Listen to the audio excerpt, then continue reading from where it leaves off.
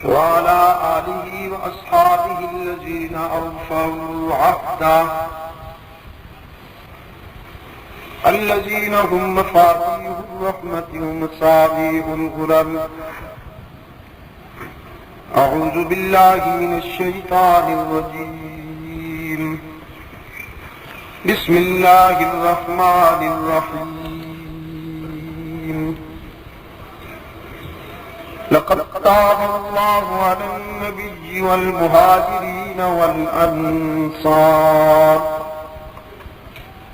الذين اتبعوه في ساعة العسرة من بعد ما كاد يزيغ قلوب فريق منهم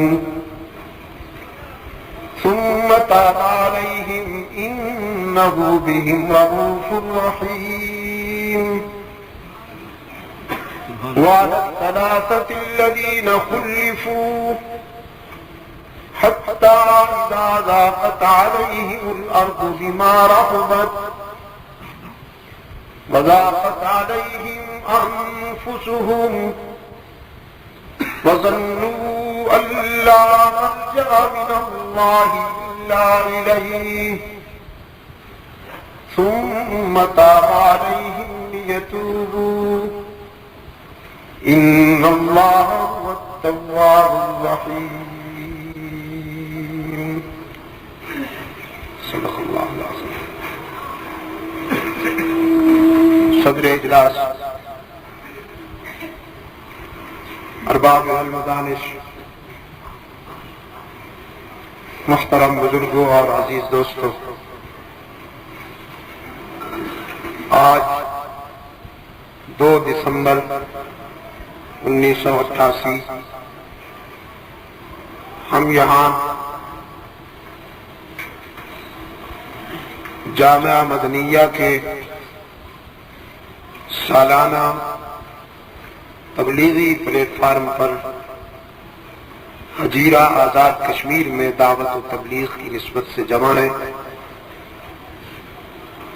یہ پروگرام بہت پہلے ہونا چاہیے تھا، لیکن پچھلے 3 مہینوں سے میرا مسلسل باہر کا سفر رہا. Madagascar, France, Mauritius, South Africa, Singapore, پھر امریکہ کی طرف جانا ہوا. ابھی جب میں امریکہ سے واپس پہنچا ہوں تو اس ادارہ کے موجودہ پرنسپل عزیز مکرم مولانا کمال صاحب وہاں ملتان میرے غریب خانہ پر تشریف لائے اور انہوں نے اصرار فرمایا کہ جامعہ کے سالانہ پروگرام کو ترتیب دیا جائے. میں نے ان سے عرض کیا کہ موسم ٹھنڈا ہوگا، لوگوں کو تکلیف ہوگی، لیکن ان کے اصرار پر میں نے اپنا موقف بدل لیا اور حاضری کا وعدہ کر لیا.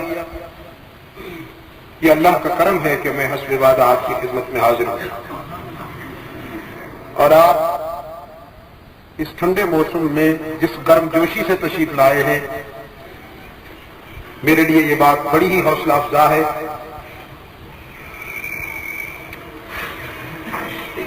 کتاب اللہ کا جو حصہ میں نے تلاوت کیا وہ میری گفتگو کی بنیاد ہے. میں اسی حوالے سے کچھ میسج آپ کو دینا چاہتا ہوں. چونکہ اس پروگرام کو معنون کیا گیا ہے رحمت عالم صلی اللہ علیہ وسلم کی سیرت سے، اور ظاہر ہے کہ ہمارے لیے رحمت عالم صلی اللہ علیہ وسلم کی سیرت ہی اجالوں اور روشنیوں کا وہ راستہ ہے کہ جس پر چل کر ہم اپنی دنیا اور اپنی آخرت سنوار سکتے ہیں. ہجرت کا 9واں سال تھا کہ جب اللہ کے رسول صلی اللہ علیہ وسلم کو یہ اطلاع ملی کہ رومی بادشاہت کا تاجدار ہرقل مرکز اسلام پر فیصلہ کن ضرب لگانے کی تیاریاں کر رہا ہے۔ اسلام طبعاً امن پسند نظریہ ہے،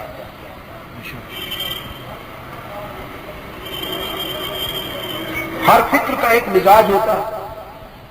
اسلام کے فکر کا مزاج یہ ہے کہ قرۂ ارض امن و آشتی کا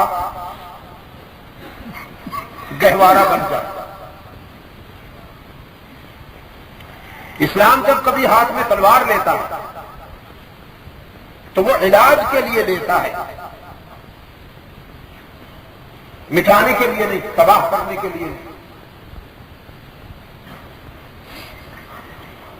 بنی نوع انسان کا ایک اجتماعی ڈھانچہ اگر کسی رخ پہ بیمار ہو کر ناقابل علاج نظر آئے اور اس کا آپریشن ضروری سمجھا جائے تو پھر اسلام کبھی کبھی ہاتھ میں تلوار اٹھا لیتا ہے۔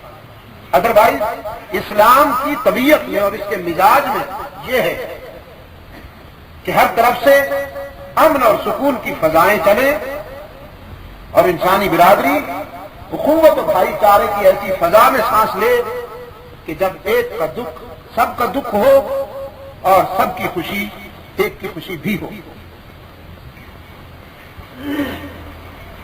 لیکن جس طرح کہ اسلام یہ چاہتا ہے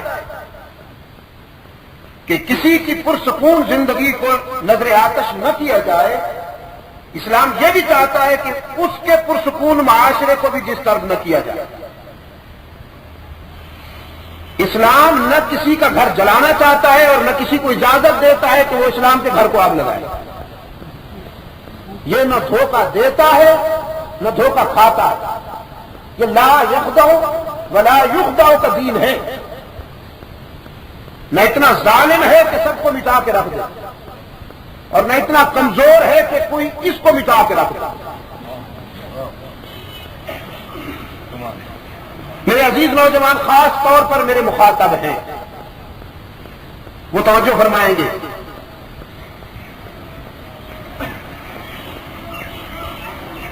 تو اللہ کے رسول صلی اللہ علیہ وسلم کو جب یہ اطلاع ملی کہ ہرقل عالمی سطح پر اپنی عسکری قوت کو منظم کر کے مرکز اسلام کو ضرب لگانا چاہتا ہے تو رحمت عالم صلی اللہ علیہ وسلم نے اپنے رضاکاروں کو دفاعی محاذ پر اپنا فرض ادا کرنے کا حکم دیا۔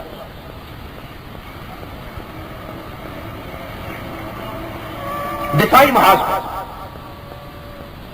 ڈیفینسو پوائنٹ آف ویو سے، جارحیت کے لیے نہیں، دفاع کے تقاضوں کی تکمیل کے لیے اللہ کے رسول صلی اللہ علیہ وسلم نے اپنے رضاکاروں کو حکم دیا۔ موسم شدید گرم تھا، کھجوروں کی فصل تیار کھڑی تھی اور سالانہ معیشت کھجور کی فصل پر ہی ڈیپینڈ کرتی تھی۔ اگر وہ فصل ضائع ہو جاتی تو پورا سال تلخیوں میں گزرتا۔ پھر ایک ایسی قوت کہ جو عالمی وسائل کو بروئے کار لاتے ہوئے حملہ آور ہوا چاہتی ہے، اس کے مقابلے میں مسلمانوں کی تنگ دستی، بے سر و سامانی، اسباب و وسائل کی فراوانی کے مقابلے میں مکمل بے سر و سامانی، یہ پرابلم تھا، ایک مسئلہ تھا۔ اس کو اسلامی تاریخ میں جیش العسرہ کا ٹائٹل دیا گیا ہے۔ جیش العسرہ، عربک گرامر سمجھنے والے اس سے صحیح لطف اندوز ہو سکتے ہیں اس کے مفہوم سے۔ جیش العسرہ، تنگی کی جدوجہد، تنگی کی جدوجہد، یعنی مثال کے طور پر ایک آدمی کو یہاں سے راولہ کو 10 منٹ میں پہنچنا، وہ کیسے پہنچے؟ اس کے پاس ہیلی کاپٹر نہیں،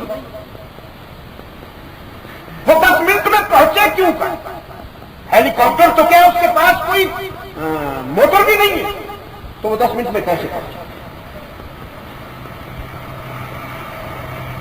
اللہ کے رسول صلی اللہ علیہ وسلم نے سب سے پہلا معرکہ صحن مسجد نبوی میں بپا کیا، اور یہ ملحوظ رہے کہ اس معرکے کو دیکھنے کے لیے ہرقل کے جاسوس آئے ہوئے تھے کہ دیکھو مسلمان کیا کرتے ہیں، ہماری طرف سے حملے کی خبر سن کر حلقہ رسالت میں ریئیکشن کیا ہوتا، اس کا رد عمل کیا ہوتا۔ یہی رد عمل ہی تو ہوتا ہے جو فتح و شکست کی بیسمنٹ بنیاد ڈالتا ہے۔ یہی رد عمل ہی تو تھا کہ جب عثمان ذو النورین کی نظر بندی پر یہ افواہ اڑائی گئی کہ ان عثمان قد قتلا، مشرکین رد عمل دیکھنا چاہتے تھے کہ حلقہ رسول میں عثمان کے قتل کی خبر پہنچے تو دیکھیں کہ وہاں ریئیکشن کیا ہوتا ہے، کیونکہ عثمان کی سوچ تو یہ ہے کہ ہم نے اسے آفر کی کہ آؤ تم بیت اللہ کا طواف کر لو، وہ سفیر بن کے آیا ہے اپنے رسول کا، اپنے قائد کا، ہم نے کہا بیت اللہ کا طواف کر لو کہ تم ہمارے موشن ہو۔ عثمان ہمارے شاندار ماضی کا وہ کردار ہے، میرے شاندار ماضی کا وہ باب ہے عثمان کہ اس کی سخاوت ابر کرم بن کر برستی تھی عرب کی سرزمین۔ اسلام قبول کرنے کے بعد عثمان سخی نہیں بنا،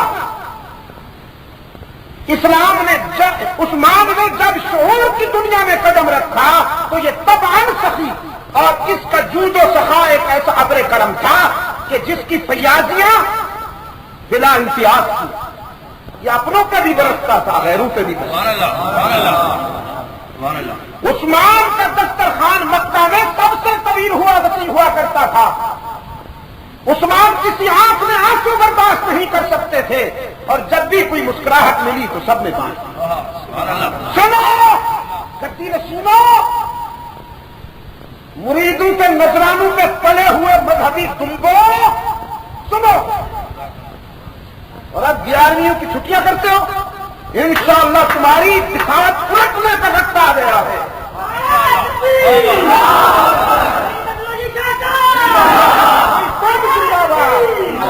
تم زندہ باد، عبد المجید ندیم کہاں زندہ باد؟ جس طرح کراچی کے روشن ضمیروں نے نورانی کی ضمانت ضبط کرائی ہے، تم بھی یہاں کبھی نصیروں اور ان کے پالتو کی ضمانت ضبط کراؤ۔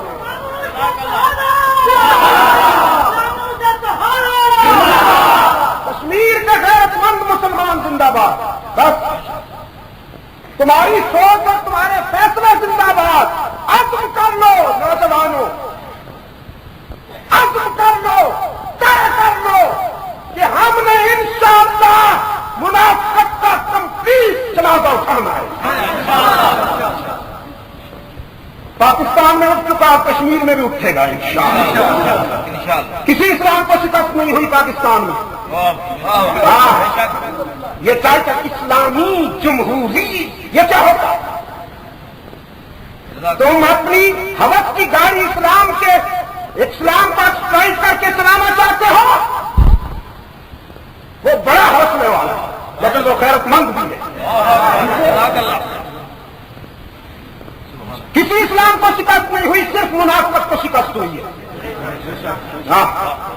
اذانیں اب بھی گونجے گی، سمجھے آپ، اذانیں اب بھی گونجے گی، نمازیں اب بھی ہوا کریں گی، پہلے سے زیادہ اخلاص کے ساتھ ہوا کریں گے۔ پہلے صرف داڑھی والے نماز پڑھتے تھے، اب داڑھی بوڑھے بھی پڑھیں گے انشاءاللہ۔ اب ہم سے پوچھتے ہو جی عورت وزیر اعظم بن سکتی ہے کہ نہیں بن سکتی؟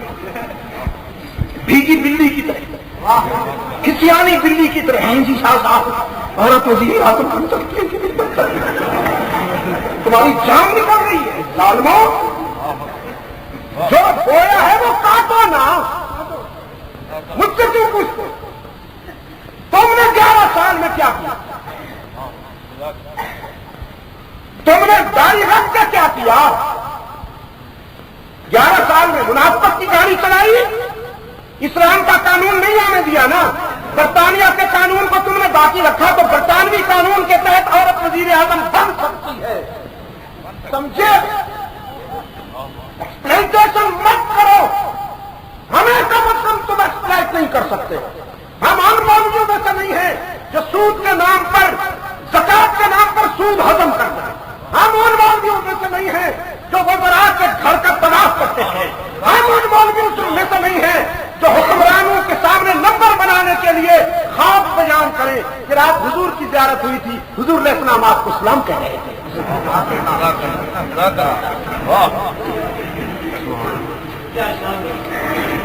میرے عزیز تو زندہ باد صرف تم ہو، اور میں دیکھنا چاہوں گا میں کہ تم کس حد تک زندہ باد ہو. ایک بات یاد رکھنا عبد المجید مدین شاہ صاحب کی، ایک بات یاد رکھنا، سمجھے؟ ایک طرف منافق ہو، ایک طرف سے فاسق، کھلا فاسق اور یہ منافق. فاسق کو ووٹ دے دینا، منافق کے منہ پہ چوتا ہے. بس یہ بات یاد رکھیں گے میرے عزیز دوست. سب جاسوس موجود تھے ہرقل کے. رد عمل کیا ہوا تھا حدیبیہ میں؟ ہاں، عثمان کی سخاوت کی میں بات کر رہا تھا. ندی نشین حضرات، قوم کے نذرانوں پہ پلے ہوئے تبرکات، اسلام یہ ہے کہ انسانی مسائل کے لیے دکھ جھیلو، کانٹوں پہ چلو. تم نے تو حدیثیں بنا رکھی ہیں نا، حضور کو حلوہ بہت پسند تھا، اپنے حلوے مانگے کے جواب کے لیے. اور حضور صلی اللہ علیہ وسلم نماز کے لیے مصلی پہ آئے ہیں، تکبیر ہو گئی، تکبیر ہو گئی، اقامت ہو گئی، ہاتھ اٹھنے لگے تکبیر اولا کے لیے کہ اللہ کے رسول صلی اللہ علیہ وسلم مصلی چھوڑ کر گھر تشریف لے. یہ آداب پہلی تھی صحابہ کے لیے، اللہ کے رسول کی یہ آداب پہلی تھی، سمجھ میں نہ آئی. کچھ دیر بعد اللہ کے رسول گھر تشریف لائے.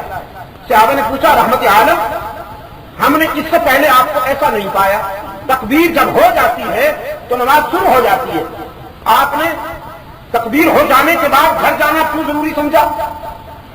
فرمایا کچھ عطیہ کے طور پر دراہم آئے تھے، کسی دوست کی طرف سے گفٹ آیا تھا، وہ میں نے اکثر تو تقسیم کر دیے. مصلی پر آنے کے بعد یاد آیا کہ ان میں سے 2-3 درہم ابھی گھر میں باقی تھے، تو میں نے وہ جا کر غریبوں میں تقسیم کیے. اب الحمدللہ خالی دامن اللہ کے سامنے.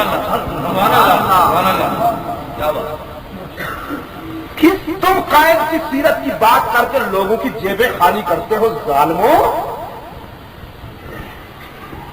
حضرت عائشہ رضی اللہ تعالی عنہا فرماتی ہیں سرکار دو عالم صلی اللہ علیہ وسلم کو کسی نے عطیہ کے طور پر، لاؤڈ اسپیکر یہی ہے اسی پہ گزارا تھا. میں نے اس سلسلے میں مولانا کی خدمت میں درخواست پیش کر دی کہ اس کا علاج ہونا، اور انہوں نے بھی مجھے بتا دی آئندہ انشاءاللہ ہو جائے گا. اب اس دفعہ اس پہ گزارا تھا. تو مجھے معلوم ہے یہ اس کی کیا پرفارمنس ہے، میں جانتا ہوں، سمجھ رہا ہوں اچھی طرح سے، میں تو پوری دنیا میں جاتا ہوں. آپ سے زیادہ مجھے آزمائش محسوس ہو رہی ہے اس میں بولنا، لیکن کھڑا ہوں بول رہا ہوں. بات یہ ہے کہ ضمیر محبت جو ہے نا جی، ذاتوں کی پابند نہیں ہوتی. میں ضمیر سے بات کر رہا ہوں، آپ ضمیر سے سنیں گے تو پھر یہ تکلف جاتا ہے. اگر افسوس ہے تو صرف یہ کہ جو دور ہیں ان تک آواز پہنچنی چاہیے.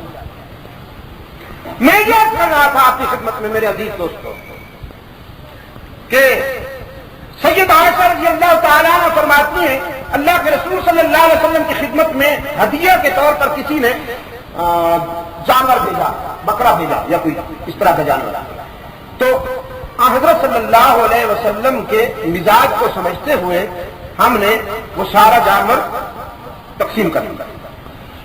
تو ایک دستی رکھ دی اپنے گھر میں بنانے کے لیے، باقی سارے جانور. ہاں حضرت صلی اللہ علیہ وسلم جب تشریف لائے تو پوچھا کہ وہ جانور آیا تھا اس کا کیا ہوا؟ عرض کیا اللہ کے رسول باقی سارا جانور چلا گیا، ایک دستی باقی۔ رحمت عالم نے فرمایا ایک دستی چلی گئی، باقی سارا باقی۔ سوچا شاید سمجھا نہیں سکی میں، تو آرام سے کہا اللہ کے رسول باقی سارا جانور چلا گیا، یعنی ہم نے تقسیم کر دیا، ایک دستی باقی۔ حضور نے اسی لہجے میں اسی ٹون میں فرمایا سارا جانور باقی ہے، ایک دستی چلی گئی۔ میں تو حیران ہوئی کہ میں کیا کہہ رہی ہوں، حضرت صلی اللہ علیہ وسلم کیا فرما رہے؟ تو میں نے عرض کیا اللہ کے رسول شاید میں سمجھا نہیں سکی، وہ سارا جانور ہم نے تقسیم کر دیا، وہ جا چکا، ایک دستی ہم خود بنائیں گے گھر میں، وہ باقی ہے۔ حضور نے فرمایا میں سمجھ کے کہہ رہا ہوں، جو دستی ہم کھائیں گے وہ جا چکی، جو اللہ کے بندوں میں تقسیم ہوئی وہی تو ہمارا ذخیرہ ہے، وہی تو باقی ہے۔ میرے عزیز دوستو، اسلام بنیادی طور پر انسانی دکھوں کا مداوع کرنے کے لیے آیا ہے، استحصال کرنے کے لیے نہیں آیا ہے۔ اور عثمان ابن عفان ہوں یا صدیق اکبر، ہم کا رسالت کے فیض یافتہ کسی بھی آپ انسان کو دیکھیں گے وہ اس میں یار سے پورا اترتا نظر آتا ہے۔ جھوٹ میں تھے عثمان کہ کوئی اشکبار مل جائے تو اس کے آنسو دامن میں بھر دیں، کوئی بھوکا ملے تو اسے کھانا کھلانا، کسی کے پاس کپڑے نہ ہو تو اسے لباس پہنا۔ چنانچہ قریش کی عورتیں جب اپنے بچوں کو سلاتے وقت لوریاں دیتی تو کہتی میرے لال سو جاؤ، میں تجھ سے اس طرح پیار کرتی ہوں جیسے قریش عثمان ابن عفان سے پیار کرتے ہیں۔ تو عثمان کے اس احسان کو ملحوظ رکھتے ہوئے قریش نے دعوت دی تھی کہ آپ طواف کر لیجیے بیت اللہ کا، ان کے لیے اجازت نہیں۔ تو عثمان نے کہا قبلہ تو دکھاتے ہو، میرا قبلہ نواح حدیبیہ میں بیٹھا ہے، ان کے بغیر کیسے طواف کروں؟ اللہ کے رسول کے بغیر میں بیت اللہ کا طواف کیسے کر دوں گا؟ اللہ کے رسول صلی اللہ علیہ وسلم کو جب یہ اطلاع ملی، صحابہ نے عرض کیا ہم تو یہاں بیٹھے ہیں، عثمان جی بھر کے طواف کرے گا، زمزم پیے گا، حجر اسود کے بوسے لے گا، ملتزم سے لپٹ کر دعائیں مانگے گا۔ رحمت عالم نے فرمایا یہ تم کہتے ہو، میرا دل نہیں مانتا کہ ہمارے بغیر عثمان یہ سب کچھ کرنا گوارا کرنا۔ تو جب یہ اطلاع ملی، قریش نے دیکھا کہ عثمان تو ان کے بغیر طواف بھی نہیں کرتا، اب ہم عثمان کے قتل کی خبر کو پھیلاتے ہیں، دیکھیں وہاں ریئیکشن کیا ہوتا ہے۔ ان عثمان قتل کو تیرا بچے کی زبان پر عثمان قتل ہو گئے، تو ریئیکشن یہ ہوا حلقہ رسالت میں کہ اللہ کے رسول صلی اللہ علیہ وسلم نے صحابہ سے بیعت لی، ایگریمنٹ ہوا، اس وقت تک مدینہ نہیں جائیں گے جب تک عثمان کے خون کا بدلہ نہیں لیں گے۔ سب سے پہلے میں اعلان کرتا ہوں کہ عثمان کے خون کا بدلہ لیے بغیر مدینہ نہیں جاؤں گا، چاہے میری جان ہی کیوں نہ چلی جائے گا۔ اس کا جب انہیں پتا چلا کہ حلقہ رسالت میں یہ ریئیکشن ہوا ہے تو انہوں نے فوراً حضرت عثمان کو چھوڑ دیا، فوراً آزاد کر دیا، اور پھر یہاں حدیبیہ میں پہنچے، کہنے لگے اللہ کے رسول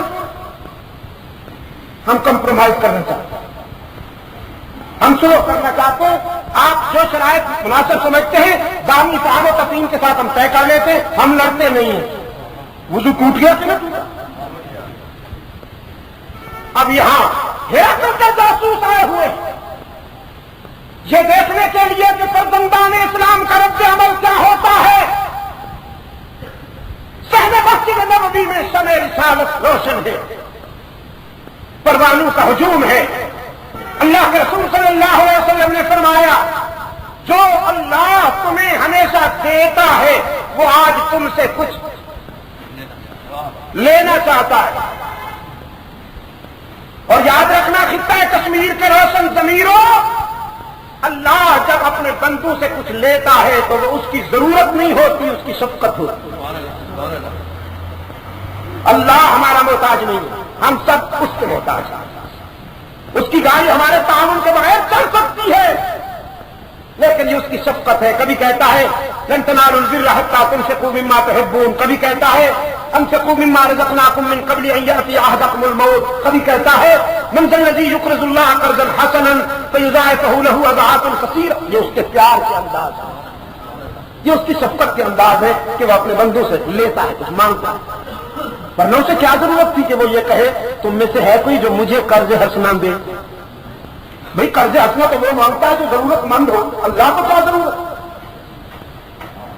لیکن یہ مانگنے کا وہی انداز ہے جو میں کہا کرتا ہوں، ایک باپ شام کو گھر لوٹے تو اپنے بچے کے لیے مٹھائی کا ڈبہ لے جائے، وہ جا کے اپنے اکلوتے بچے کے ہاتھ پر مٹھائی رکھ دے اور پھر اس کے ظرف کو آزمانے کے لیے ہاتھ پھیلا دے کہ بیٹا مجھے بھی دو گے؟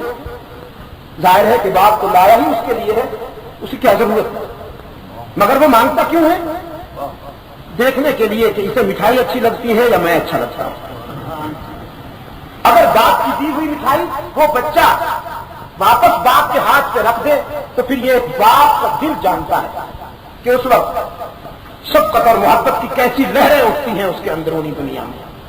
وہ اپنے بیٹے کو اٹھا لیتا ہے، اس کا ماتھا چومتا ہے، اس کے ہاتھ چومتا ہے، اس لیے کہ اسے عین الیقین ہو جاتا ہے کہ میرے بچے کو اتنی مٹھائی اچھی نہیں لگتی جتنا ابو اچھے لگتے ہیں۔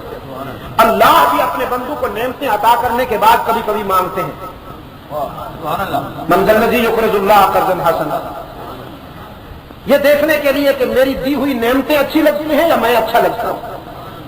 اللہ کی عطا کردہ نعمتوں کو اگر کوئی بندہ اس کی ڈیمانڈ پر واپس کر دے تو کوئی باپ اپنے بیٹے کو اتنا پیار نہیں دے سکتا جتنا رب العالمین اپنے بندوں سے شفقت فرماتا ہے۔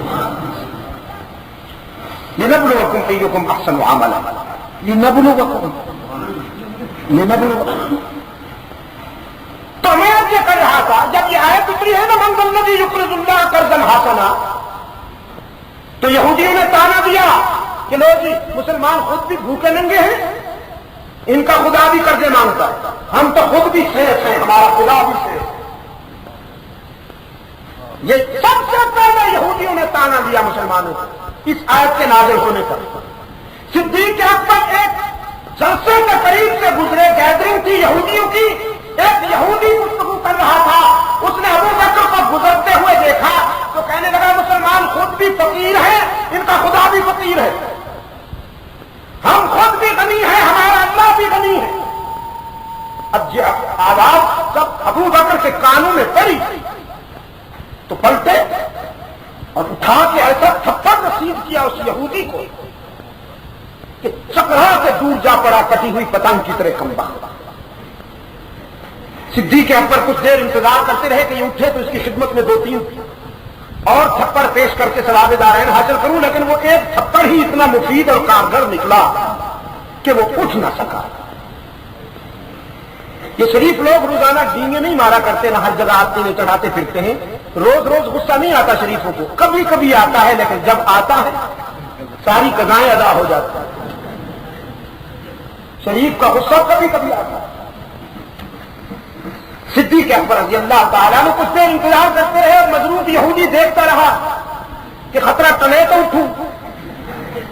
اب جب صدیق اکبر نے دیکھا کہ یہ تو اٹھ نہیں پا رہا تو چل دیے، اس نے جب دیکھا مطلب صاف ہے تو اٹھا، سیدھا اللہ کے رسول کی خدمت میں آیا، دور سے چیخا ضربنی ابو بکر، ضربنی ابو بکر، ابو بکر نے مجھے مار ڈالا ہے، دیکھیے حضور دیکھیے۔ اس نے اپنا چہرہ دکھایا کہ انگلیاں پرنٹ ہو گئی، وہ جو تھپڑ لگا نا تو انگلیاں نقش ہو گئی، خون چھلک رہا تھا اس کے گالوں سے۔ کہنے لگا مجھے ابو بکر نے مارا ہے، میں انصاف چاہتا ہوں۔ رحمت عالم نے سنا تو پوچھا مارنے والے کو پہچانا تھا؟ کہیں وہ عمر تو نہیں تھا؟ یہ اس لیے پوچھا کہ اکثر ایسی کاروائیاں فاروق اعظم ڈالا کرتے ہیں۔ اس نے کہا نہیں، میں پہچانتا ہوں، جانتا ہوں اچھی طرح سے، ابو بکر ہی نے مارا ہے، بلا لیجئے، پوچھ لیجئے۔ بلاوا ہو گیا، بارگاہ رسالت میں صدیق اکبر رضی اللہ تعالیٰ عنہ حاضر ہوئے۔ اللہ کے رسول صلی اللہ علیہ وسلم نے فرمایا حل ضربتہ یا ابا بکر، واقعی آپ نے مارا؟ اب جو صدیق اکبر نے یہودی کو دیکھا تو آنکھ سرخ ہو گئی، اور کیا ہاں اللہ کے رسول میں نے مارا ہے، اگر آپ اجازت دیں تو بقیہ قسطیں ابھی پوری کر دوں۔ فرمایا مگر کیوں، تم تو ایسے نہیں ہو ابو بکر، ہاں حوصلہ اور صبر تو تمہاری پہچان ہے، میں یہ کیا سن رہا ہوں؟ ہاں اللہ کے رسول صبر اور حوصلہ میری پہچان ہے، لیکن کوئی مجھے گالی دے تو میں صبر کرتا، میرے گھر کو گالی دے تو میں صبر کرتا۔ اس نے اللہ کی شان میں ایسا جملہ کہا کہ وہ سننے کے بعد اگر میں صبر کر جاتا تو میری عاقبت خطرے میں تھی، میرا ایمان خطرے میں تھا۔ میں اللہ اور اس کے رسول کی شان میں گستاخی کرنے والوں کو نہیں برداشت کر سکتا۔ یہ تو عصر حاضر کے عاشق ہیں نا، جو لوگوں کو بتاتے پھرتے ہیں کہ یہ حضور کے گستاخ ہیں، یہ حضور کے گستاخ ہیں، یہ حضور کی شان میں گستاخ، لیکن اپنا سائز بڑھتا جا رہا ہے، دن بدن سائز بڑھتا جا رہا ہے۔ ورنہ گستاخ رسول اگر کہیں نظر آ جائے تو یا وہ زندہ یا ہم زندہ۔ کیوں عزیز؟ آپ سے پوچھتا ہوں، رسول کی شان میں گستاخی کرنے والا اگر کوئی مل جائے تو چھوڑ دو گے اسے؟ تو یہ عام آدمی تو نہیں چھوڑے گا، علم الدین جیسا کوئی داڑھی منڈا نوجوان یہ کہے گا یا تو زندہ رہے گا یا میں زندہ رہوں گا، یا دھرتی کے سینے میں رسول کا گستاخ رہے گا یا رسول کا چاہنے والا رہے گا۔ لیکن یہ گدی نشین، یہ ملا یہ لوگوں کو بتاتا ہے حضور کے گستاخ ہیں، حضور کے دشمن، اور اپنا سائز بڑھتا جا رہا ہے مال کھا کھا۔ صدیق اکبر رضی اللہ تعالیٰ عنہ نے عرض کیا اللہ کے رسول اس نے اللہ کی شان میں گستاخی کی، اس نے مجھے دیکھ کر کہا مسلمان خود بھی فقیر ہیں، ان کا اللہ بھی فقیر ہے، تو میں کیسے چپ رہتا؟ رحمت عالم صلی اللہ علیہ وسلم نے یہودی سے پوچھا کیا واقعی تم نے اللہ کی شان میں یہ جملہ کہا؟ وہ کم وقت مکر گیا، انکار کر دیا۔ اس نے کہا نہ، اللہ کو تو ہم بھی مانتے نہیں، بالکل نہیں، میں نے نہیں کہا۔ میں آپ سے پوچھتا ہوں اگر آپ کے سامنے کس قسم کے دو انسان کھڑے ہو، ایک یہودی ہو اور ایک سچا مسلمان ہو، آپ کس کی بات مانیں گے؟ سچے مسلمان کی مانیں گے نا؟ لیکن اللہ کے رسول کے نظام عدل پہ قربان جاؤں، ذوق مساوات پہ قربان جاؤں۔ یہ نہیں کہا کہ ایک یہودی کے مقابلے میں میرا یار غار سچا ہے، نہیں، فرمایا ابو بکر تم نے الزام لگایا، اس نے انکار کیا، اسلام کے قانون شہادت کے مطابق اپنے الزام کے ثبوت میں گواہ پیش کرو۔ یہ قانون ہو، اسلام کا قانون یہ ہے۔ عرض کیا اللہ کے رسول میں گواہ کہاں سے لاؤں؟ اکیلا تھا میں، گیدرنگ ان کی تھی، اب ان میں سے تو کوئی میرے حق میں گواہی دینے سے رہا تو میں گواہ کہاں سے لاؤں؟ میرے پاس تو کوئی گواہ نہیں۔ اللہ کے رسول کی سنجیدہ نگاہوں نے ابو بکر کو غور سے دیکھا، رسول کی خاموش مگر پرجوش نگاہیں کہہ رہی تھی گواہی ضروری ہے میرے یار غار، اگر گواہ پیش نہ کرو، گواہ پیش نہ کر سکو گے تو پھر مجھے اسلام کے ذوق مساوات کی تکمیل کرتے ہوئے شاید یہ فیصلہ کرنا ہوگا کہ تیرے تھپڑ کا بدلہ لینے کے لیے یہودی جواباً تجھے تھپڑ رسید کرے۔ پیغمبر کی نگاہیں کہہ رہی ہیں یہ ضروری ہے، اور یہی وہ موڑ تھا خطہ کشمیر کے روشن ضمیروں جب عرش غریب پہ فیصلہ ہو گیا کہ ابو بکر کی حمایت میں اگر کوئی فرش والوں میں سے گواہ نہیں ملتا تو عرش والا کہاں گیا؟ خود اللہ گواہی دیتا ہے کہ ابو بکر سچا ہے۔ نقد وہی آئی، قرآن نازل ہوا،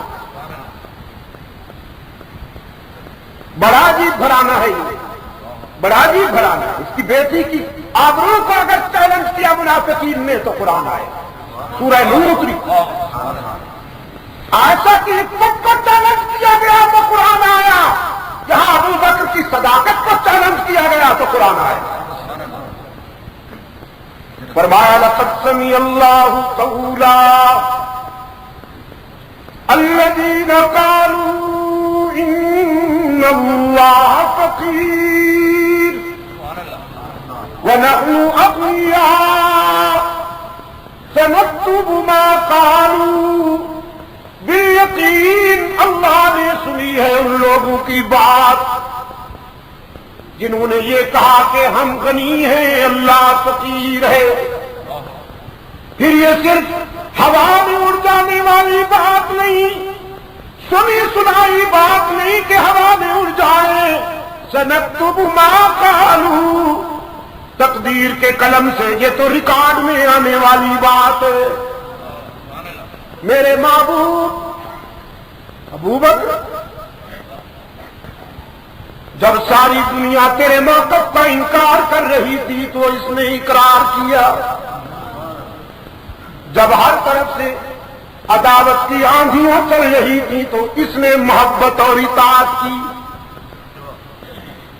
فضائیں پیدا کی، جب لوگ کہہ رہے تھے لا تنفقوا علی من عند رسول اللہ حتی ينفضوا، سوشل بائیکاٹ کیا لوگوں نے، شعب بنو ہاشم میں نظر بند کیا لوگوں نے، یہی تو تھا جس نے اپنا سب کچھ قربان کر دیا تیرے قدموں پر میرے محبوب۔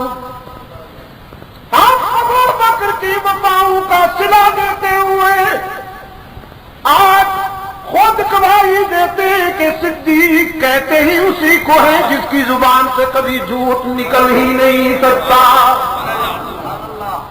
یہ پہلی قسط ہے ابو بکر کی وفاؤں کی۔ رحمت عالم صلی اللہ علیہ وسلم نے فرمایا جو رب دینے کا عادی ہے وہ آج تم سے کچھ لینا چاہتا ہے تو لاؤ۔ تقریباً سب سے پہلے فاروق اعظم کھڑے ہوئے، عرض کیا اللہ کے محبوب اپنے سارے مال کا نصف حصہ پیش کرتا ہوں اللہ کی خوشنودی کے لیے، قبول فرمائیے۔ ایک اور رضاکار اٹھا، اس نے عرض کیا اللہ کے رسول تہائی حاضر کرتا ہوں قبول فرمائیے۔ ایک اور زکات نہ خالص مال، جی آپ تو زکات دیتے ہیں نا، اور مولانا کہتے ہیں جزاک اللہ، میں سنو کہہ رہا تھا یہ زکات دینے والے کو جزاک اللہ کہتے ہو؟ اس نے احسان کیا ہے آپ کا، اس نے اپنے مال کا گند آپ کے دامن میں ڈال دیا، یہ تو آپ کا شکریہ ادا کرنا چاہیے اس کو کہ آپ نے قبول کر لیا۔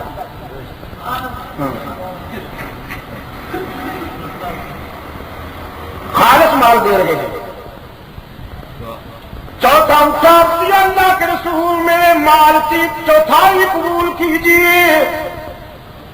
عثمان ابن عفان نے اس موقع پر ایثار کی مثال قائم کی۔ رحمت عالم صلی اللہ علیہ وسلم نے یوں دیکھا،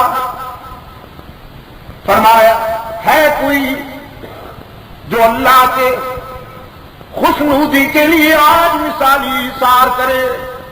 عثمان کھڑے ہو گئے، عرض کیا اللہ کے رسول 300 غلے سے لدے ہوئے اونٹ قبول فرمائیے۔ یہ خواجہ برادری آج کل ٹرک آتے ہیں نا تمہارے غلے سے لدے ہوئے، اس دور میں اونٹ کی اہمیت آپ کے ٹرک بلکہ ٹریلر سے بھی زیادہ ہوتی تھی۔ رحمت عالم صلی اللہ علیہ وسلم نے پھر یوں دیکھا اور کوئی عثمان دوڑتا ہوا سامنے آیا، عرض کیا اللہ کے رسول 300 غلے سے لدے ہوئے اونٹ اور قبول فرمائیے۔ رحمت عالم نے پھر یوں دیکھا اور کوئی عثمان دوڑتا ہوا نگاہ رسول کے سامنے آیا، عرض کیا اللہ کے رسول غلے سے لگے ہوئے 300 اونٹ اور قبول فرمائیے۔ رحمت عالم صلی اللہ علیہ وسلم نے اب تینوں طرف تو دیکھ لیا تو فرمایا اور کوئی؟ عثمان پھر سامنے حاضر ہوا، عرض کیا جنگی تربیت یافتہ 70 گھوڑے بھی قبول فرمائیے۔ یہ وہ گھوڑے ہیں جن کی امپورٹنس عصر حاضر کے F-16 سے بھی زیادہ ہے۔ یہ اتنے وزنی اور قیمتی تھے کہ جن کی ٹاپو کی قسمیں اللہ نے قرآن میں کھائی ہیں۔ 70 گھوڑے اور عرض کیا اللہ کے رسول تھوڑی دیر کے لیے اجازت چاہتا ہوں پھر حاضر ہوتا ہوں۔ گھر چلے گئے، چادر بچھائی اپنی، سونے کے دنانیر سے بھر دیا اسے، چاروں کونوں سے پکڑ کر گٹھڑی کے طور پر اٹھایا، رحمت عالم کے قدموں میں آ کر اسے نثار کر دیا۔ عثمانی عطیہ کو رحمت عالم صلی اللہ علیہ وسلم نے اپنے اس ہاتھ سے الٹتے ہوئے، اس ہاتھ سے پلٹتے ہوئے 2 تاریخ 7 جملے ارشاد فرمائے. فرمایا ما ذر عثمان ما عمل بعد هذا اليوم. میں اعلان کرتا ہوں کہ آج کے بعد میرے عثمان کو دنیا کی کوئی بات نقصان نہیں پہنچا سکے گی، یہ کامیاب ہی کامیاب ہے.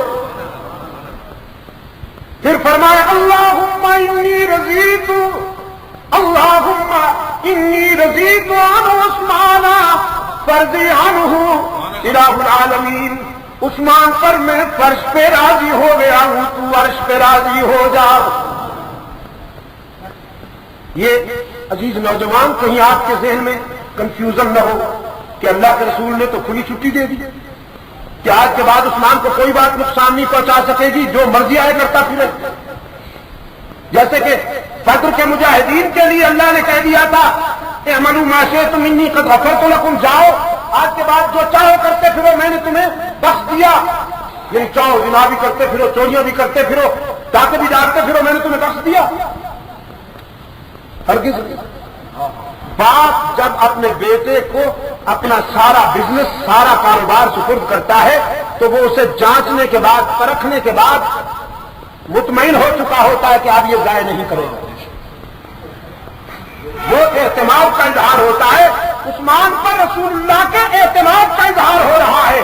بدر کے مجاہدین پر بھی اللہ کے اعتماد کا اظہار. یہ بہت آف کانفیڈنس ہے،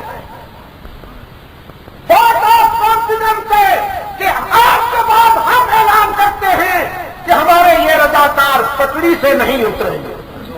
جس راہ پہ ہم نے لگایا ہے، جس راستے پر استقامت کا مظاہرہ کریں گے.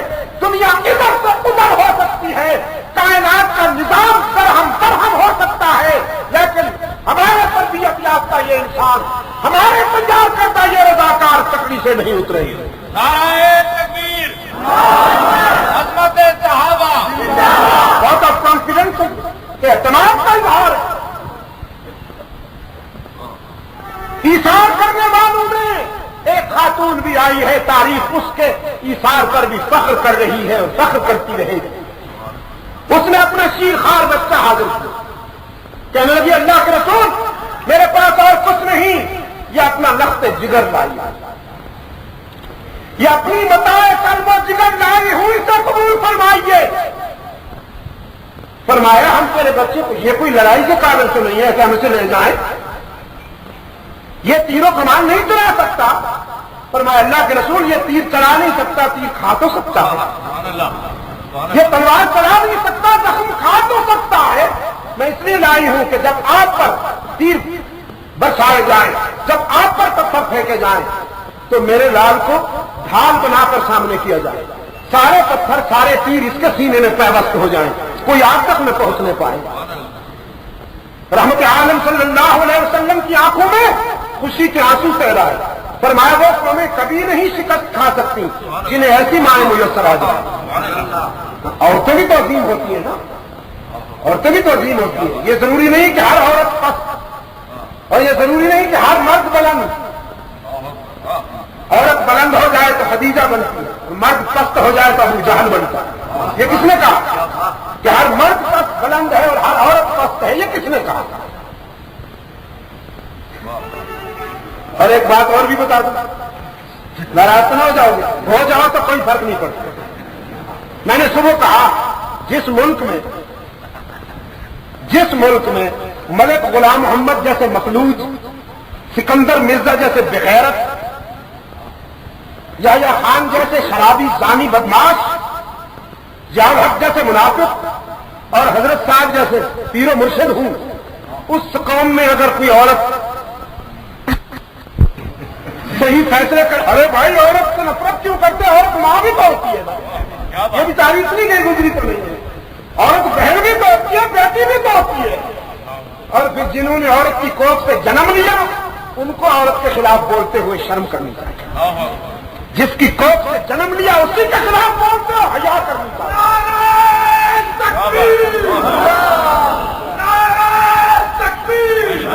میرے بھی دوستوں فیصلے صحیح ہونے چاہیے. اور جب اس ملک پر پاس آپ یہاں بیٹھے پھر تم لے آنا میرے پاس فتوا، پھر میں تمہیں اسلام کی نقطۂ نظر سے فتوا دوں گا. یہ بات میں اس وقت کر رہا ہوں کہ جب یہاں قانون اسلام نہیں ہے. کس نے نہیں آنے دیا؟ یہ بھی تو ذرا سمجھو نا. اینک لگاؤ گا ذرا 3 نمبر کی اور دیکھو انہیں غور سے کہ کس نے نہیں آنے دیا اسلام کا قانون. میرے عزیز دوستو، اس نے اپنا بیٹا پیش کیا اللہ کے رسول کی خدمت میں، اور غزوہ احد میں، غزوہ بدر میں اللہ کے رسول کی زبان سے خراج پیش ہوا عورت کی سامنے. غزوہ بدر میں جب 2 بچوں نے اسلام کے فرعون کو قتل کیا، ننھے بچے تھے، چھوٹے سے، کم سن، بالغ نظر. یہ بھی مقدر کی بات ہوتی ہے. کچھ لوگ کم سن بالغ نظر ہوتے، کچھ لوگ معمر ہو کے بھی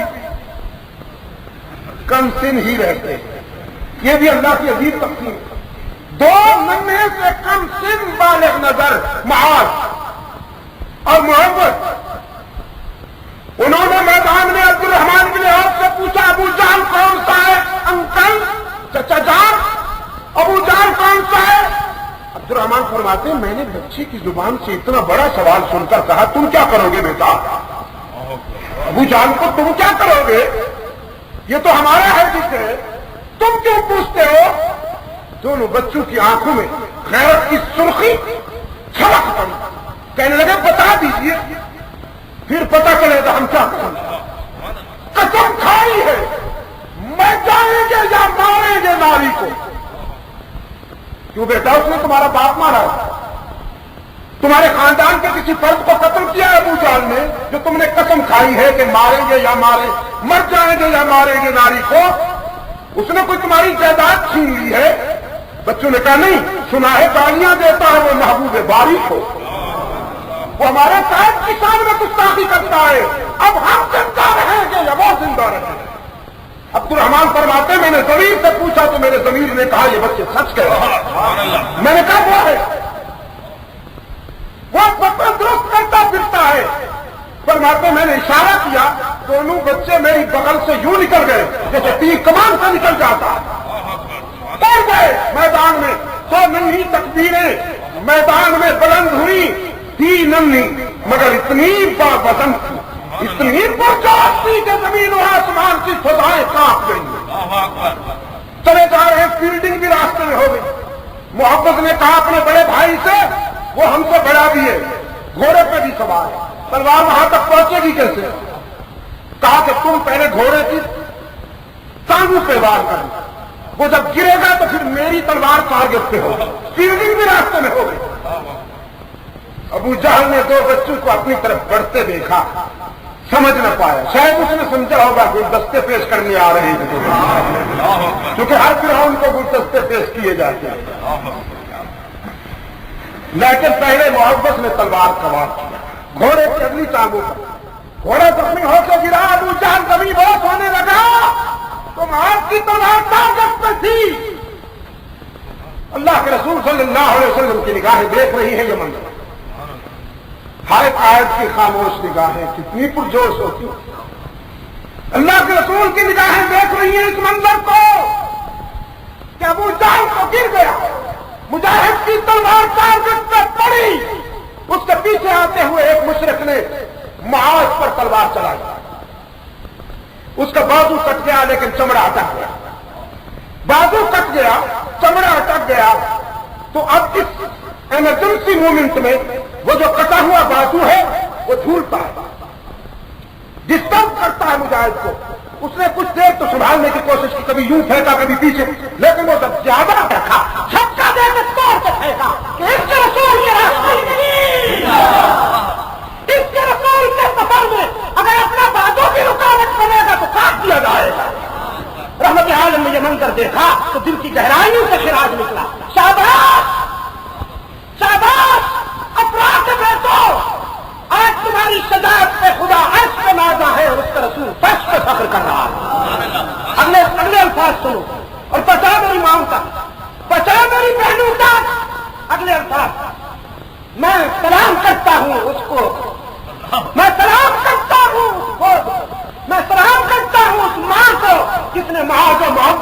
ٹیٹو کو جنم نہ دیا۔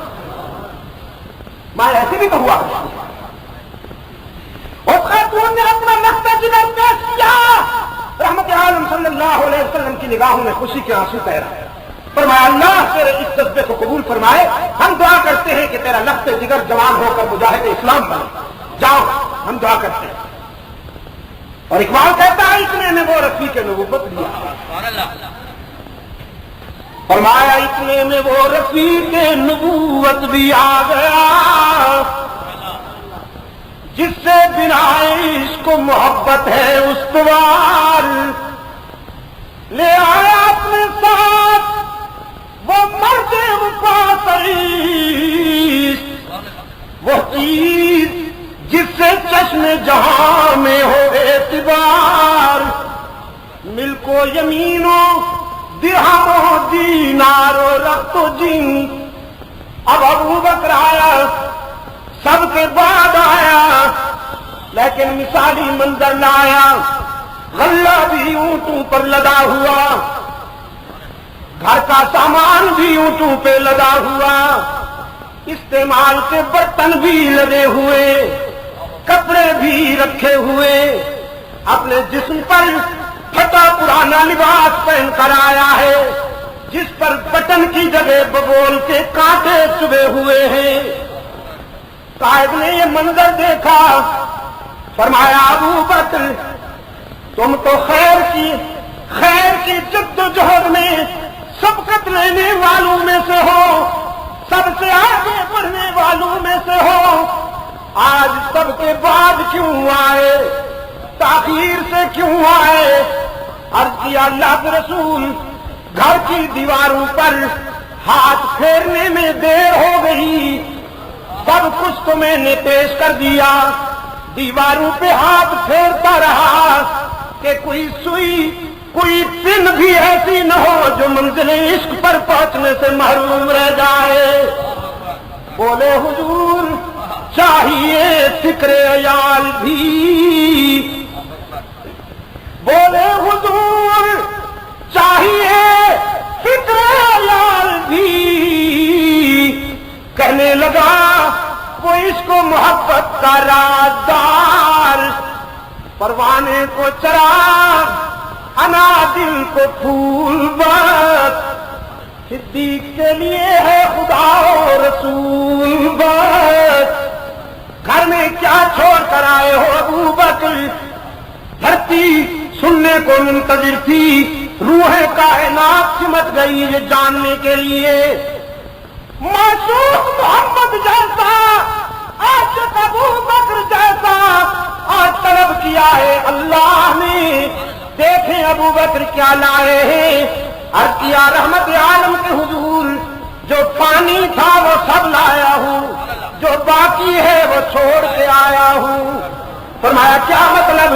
کہنے لگے سامان تو سارا لایا ہوں کہ یہ سب فنا ہونے والی چیز ہے، اللہ اور اس کے رسول کی محبت اور یہ چمکتے ہوئے نام دونوں گھر چھوڑ کے آیا ہوں کہ یہ کبھی فنا نہ ہونے والی دولت ہے۔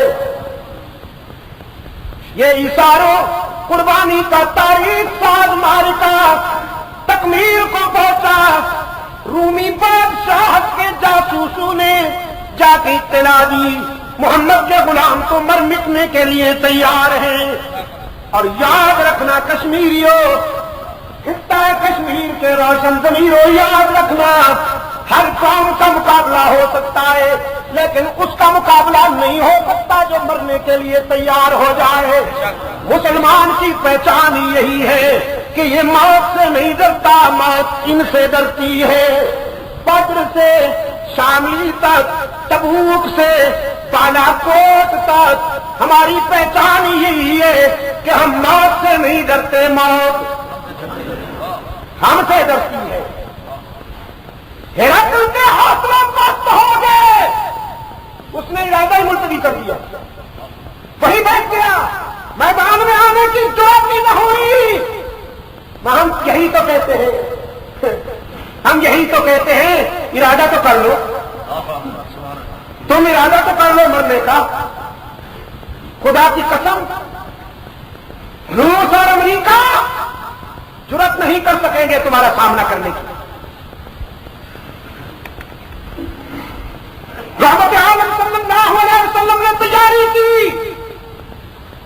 दिफाई महाज पर अपना फर्ज अदा करने के लिए रहमत आलम सल्लल्लाहु अलैहि वसल्लम तशरीफ ले गए। साथ जाने वालों में से 3 मुखलिस मुसलमान पीछे रह गए। कितने? कुछ दिल के बीमार थे, जिन्होंने ये प्रोपगंडा किया,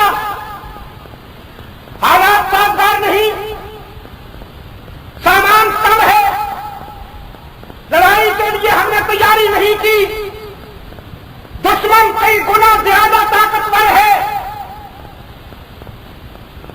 आखिर हमारे भी तो मसाइल हैं, हर वक्त लड़ना तो नहीं। अल्लाह ने जब मुनाफिकीन की ये बात सुनी तो वही का तिरियाक उतारा इस शहर को बेअसर करने के लिए। फरमाया इल्ला तंसुरूहु फक़द नसरहुल्लाह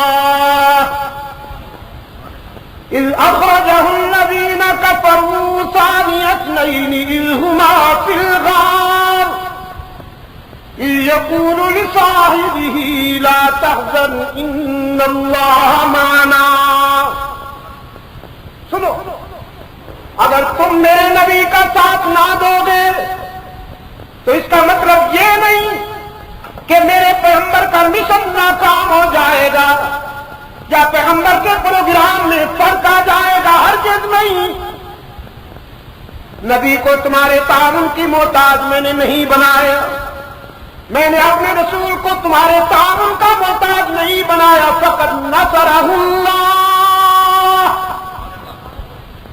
अल्लाह उसका मददगार है। कौन मददगार है? सोच कर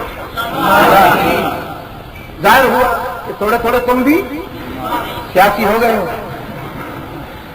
कभी कभी जाना पड़ता है ना आपको भी पंजाब की तरफ, तो असर हो जाता है, वरना यहां का खून नहीं भूलता। सच्ची बात है। मदद करने वाला कौन? नबी और रसूलों की मदद करने वाला कौन? इल्ला तंसुरूहु फ़क़द नसरहुल्लाह, अगर तुम मेरे नबी का साथ ना दोगे तो कोई फर्क नहीं पड़ता, अल्लाह जो उसका मददगार है। नबी और रसूलों की मदद करने वाला कौन? कश्मीर के रोशन ज़मीरों, हमारा और तुम्हारा मदद करने वाला कौन? नाराज न हो।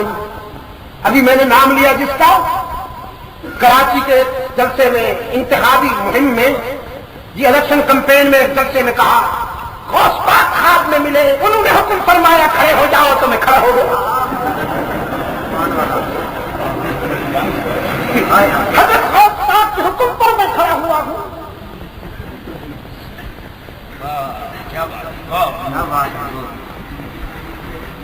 जी, कैसा बेड़ा पार लगाया। अब हाथियों ने फिर भी 12 सीटें हासिल कर ली। अल्लाह ने मदद की, वादियों को फिर भी 12 सीटें मिल गई। कैसा ठिकाने लगा था इसको। वो मुछुमारी सरकार किस तरह इंकशाफात करता है, वो बैनुल अक़वामी जोकर, इंटरनेशनल जोकर कहता हूं मैं उसको। ऐसे इंकशाफात रोजाना जैसे रूहुल अमीन आकर इसके कान में बात डाल जाता हूं। अखबारी नुमाइंदा ये भी अजीब होते, मजा लेते ना, चस्का लेते। ये ब्रेकफास्ट से पहले फूल वो करते थे कि फिर साहब कोई नया इंकशाफ, और उसका इंकशाफ जनाब सफ़े अव्वल पे अखबारात की कीमत बनता था। लोग समझते थे कि ये नहीं हार सकता, ये नहीं हार सकता। निकल जाती हो जिसके मुंह से सच्ची बात मस्ती में, फकीह मसलहत भी से वो रिंदे बाद हार। एक रिंदे बाद हार के मुंह से ये बात निकली थी। देखो ना राजू, हम बड़े सच्चे लोग हैं, खुदा की कसम। اگر یہ پگڑی سے اترے نا تو انشاءاللہ مقابلہ پھر ہم کریں گے. ہم کھڑے ہوں گے اللہ کے فضل و کرم کے ساتھ. کوئی بھی غلط رخ پہ چلے گا ہم اس کا گریبان تک غلط رخ پہ نہیں چلنے دیں گے. کون سے غداروں کو ہم کبھی بات نہیں کریں گے. وہ کوئی قانون پیدا نہیں ہوا جو ہمارے ضمیر کو خرید سکے اور کوئی فرعون پیدا ہی نہیں ہوا جو ہمیں جھکا سکے. جمعیت علماء اسلام، جمعیت علماء اسلام، مولانا فضل الرحمان، عبد المجید نذیر. میرا بھی دوست مدد اس کے سوا کوئی نہیں کر سکتا. یاد رکھنا وہی مددگار ہے. وہ کسی کے منہ سے یہ جملہ نکلا تھا کہ فلاں تاریخ کو پیری فقیری اڑ جائے. بڑی قبروں کو پوجا کیا، بڑی چادریں چڑھائی، بڑے تعویذ گندے لیے، صفایا ہو گیا اللہ کے فضل و کرم سے. اور اللہ ہمیں نجات دے ان فنکاروں سے. آمین. کم کرو مظلوموں کا ساتھ دو. مولوی بھی بیٹھے ہوئے جناب فتوے دے رہے ہیں. فتوے تمہارے فتووں کی کیا قیمت نہیں. کل اس نے ریفرینڈم کروایا تو تم نے فتوا دیا کہ اس کو ووٹ دینا اللہ اور اس کے رسول کو ووٹ دینا. وہ رکھا ہوا ہے وہ میرے ریکارڈ میں. بازاری فتووں نے تمہاری حیثیت کیا باقی رکھی ہے کہ قوم تمہارے فتووں کو دیکھتے. کاش میں تم صحیح رخ اختیار کرتے، منافقت کے ساتھ سمجھوتا نہ کرتے تو پھر آج جو تم کہتے وہی قوم کرتے. لیکن تم نے ایکسپلائٹیشن کا ساتھ دیا. کوئی قیمت نہیں تمہارے فتووں کی لیے پھرتی ہے بلبل چوچ میں گل. کوئی قیمت نہیں تمہارے فتووں. اب اللہ کے فضل و کرم کے ساتھ یہ قوم خود فیصلے کرے گی اپنے مستقبل کے اور صحیح کرے گی انشاءاللہ. سچی بات بتاؤں، اگر اقتدار ان کے پاس نہ ہوتا، قوم کے ہیلی کاپٹر اور قوم کے جہازوں کو انہوں نے استعمال کر کر کے پبلسٹی کی اپنا پروپیگنڈا، اگر یہ ان کو سہولتیں میسر نہ ہوتی نا تو سارے گنجوں کی ضمانتیں ضبط ہو چکی ہیں. خدا کی سارے گنجوں کی ضمانتیں ضبط ہو چکی ہیں. ارے کاش کی استعفے رات دینے کے بجائے 20 دن پہلے دے دیتے. اگر 20 دن پہلے ان کے استعفے آ جاتے تو سارے گنجے ہو چکے ہوتے. نعرہ تکبیر. سنیے میرے حضرت مولانا فضل الرحمان صاحب، سید عبد المجید نذیر صاحب، یہ انہوں نے قومی وسائل کو استعمال کر کے اپنی گاڑی چلائی، ورنہ صورت حال بالکل مختلف ہوتی. تو میرے عزیز دوستو، میں عرض کر رہا تھا آپ کی خدمت میں کہ اللہ مدد کرنے والا ہے، اس کے سوا مدد کرنے والا کوئی نہیں. بہت سے پہلے اللہ نے یہ منظر آپ کو اس لیے دکھایا ہے. جبے والے، مرچو والے، ساتھوں والے، کیسا جی ذرا دکھاؤ نا سر. پان والے جن کے ہونٹ سرخ ہیں، خون شہادت سے نہیں پان سے. حضرت صاحب آ رہے ہیں کہ حضرت صاحب اڑایا میرے رب نے کہ نہیں اڑایا، اور اب تم بھی اڑاؤ گے کہ نہیں اڑاؤ گے. انشاءاللہ اڑائیں گے. اور انہوں نے جو دکانیں بنا رکھی ہیں نا، اب جہاں بیٹھ کر تعویذ گندا لکھتے ہیں، مست قلندر سب کچھ اندر، توند بڑھا رکھی ہے بنو تم، نہ دھوکہ نہ غم، کمائیں گے احمق، کھائیں گے حق. انشاءاللہ فیصلہ کر لو کہ مکر و فریب سے ان اڈو کو اڑائیں گے. اور جن غریبوں کے پاس رہنے کو مکان نہیں، ان کی یہ جو عیاشی کے مرکز ہے نا، ان کو غریبوں کے سپرد کرنا، ان کو بٹھانا وہاں پر، وہ وہاں حلال کھائیں گے اور اپنے محسن کو یاد کریں گے. مدد کرنے والا کون؟ نبیوں رسولوں کا مددگار کون؟ ولیوں کا مددگار کون؟ سید عبد القادر جیلانی، مجدد الفسانی اور معین الدین چشتی رحمت اللہ علیہم کا مددگار کون؟ اللہ ہی، اللہ بھی. سوچ کر اللہ ہی اللہ بھی اللہ الغیوب کون ہر جگہ موجود کون کارساز و دستگیر کون حاجت روا و مشکل کشا کون عزت دینے والا کون رزق دینے والا کون اولاد عطا کرنے والا کون قرآن پاک نے فرمایا یہاب لمن یشاء اناثا ویہب لمن یشاء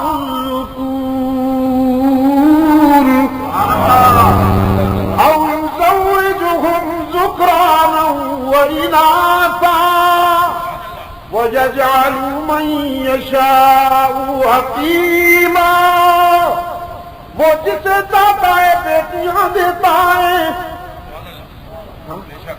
جسے چاہتا ہے وہ بیٹیوں کی پیدائش پر نرمک ہونے والوں افسردہ ہو جانے والوں کبھی کبھی بیٹیاں اتنی قیمتی ہوتی ہیں کہ کروڑوں بیٹے بھی ان کا مقابلہ نہیں کر سکتے عمران کو اللہ نے بیٹی دی عمران کو اللہ نے بیٹی دی ماں نے کہا الہ العالمین میں اپنے بچے کو تیرے دین کے لیے وقف کروں گی نظر مان لیکن پیدا ہوئی بیٹی اب کیا الہ العالمین میں نے تو بیٹے کے لیے منت مانی تھی یہ بیٹی آ گئی ہے اب کیا کروں رب العالمین نے فرمایا میں نے تجھے بیٹی ایسی عطا کی ہے کہ کروڑوں بیٹے بھی اس کا مقابلہ نہ کر سکیں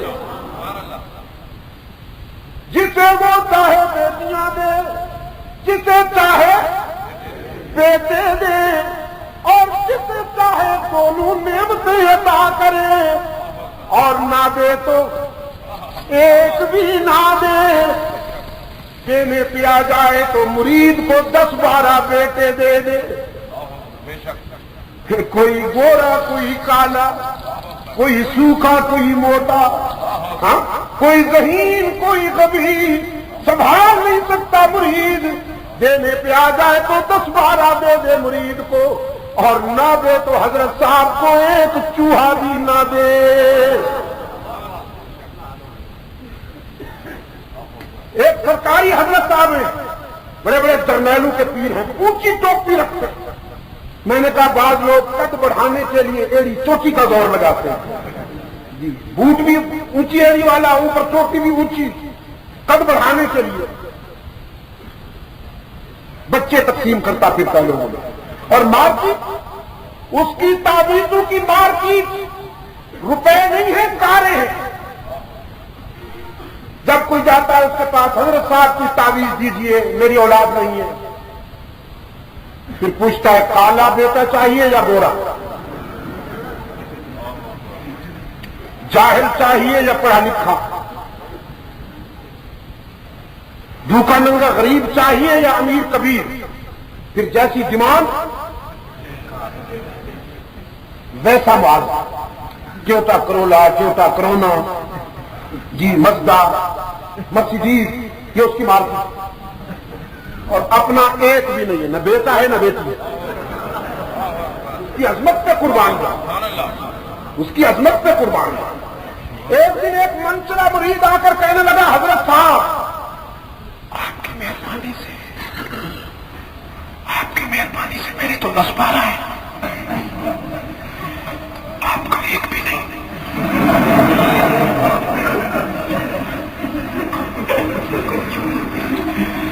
یہ آپ ہی مجھ کو اکثر تانا دیتے ہیں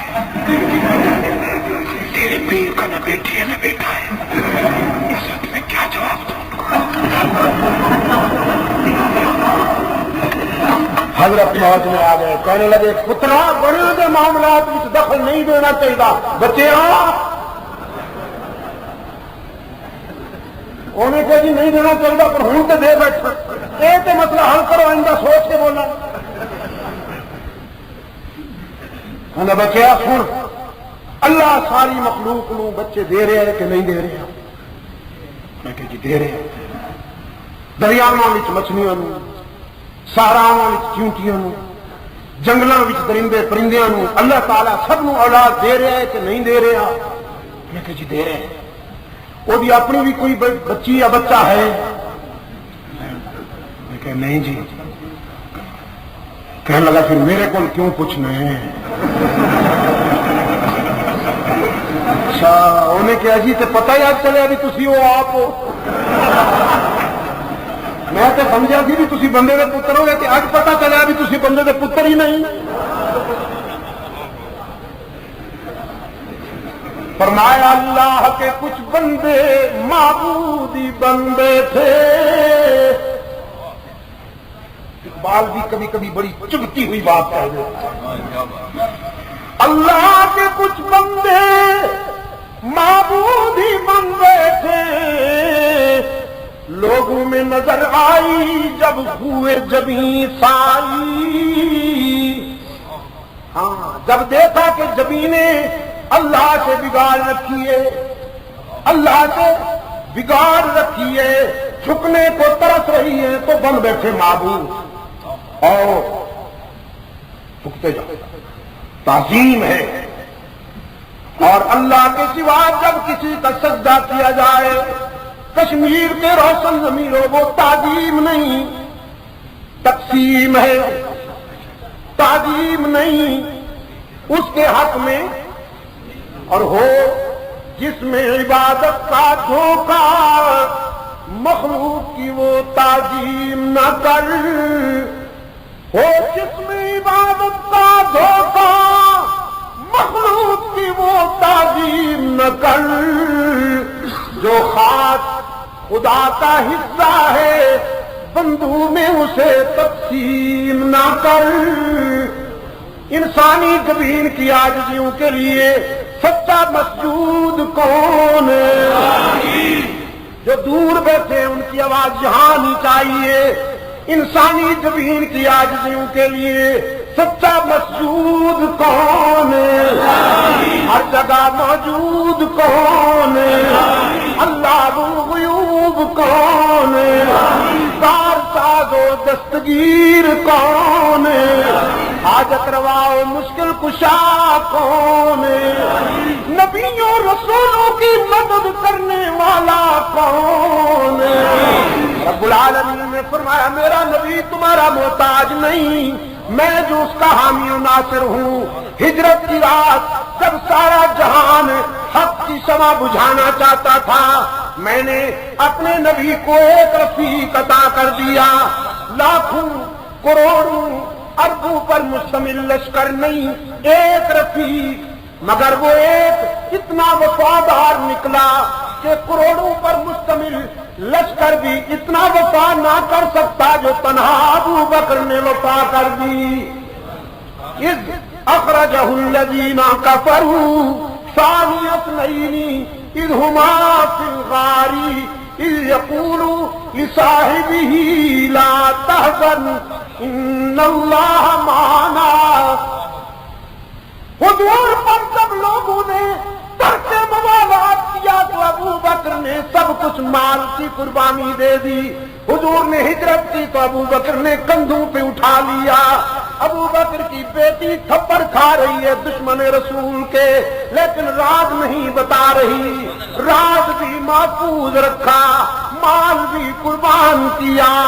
وہ غار میں بھی رفیق، مکہ کے ایک میدان کارزار میں بھی رفیق، مدینہ کے بازار میں بھی رفیق، اور اب مزار میں بھی رفیق۔ اس لیے ابن حضرت کلانی لکھتا ہے جب ابو بکر پیدا ہوئے، ماں گود میں لیے بیٹھی تھی اس بچے کو، پکارنے والے نے پکار کر کہا یا امت اللہ بالتحقیقی ابشری بالولد العتیقی اسمہ فی السماء صدیقی وبالخاتم النبیین فی الغار رفیقی۔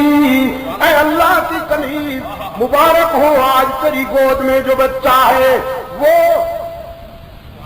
کتنا خوش نصیب ہے کہ رسول کا رفیق بنے گا۔ آسمانوں میں اس کا نام صدیق گونجے گا، زمین والے اسے عتیق کا خطاب دیں گے، اور وہ غار و بازار میں رحمت عالم کا یار اور رفیق بنے گا۔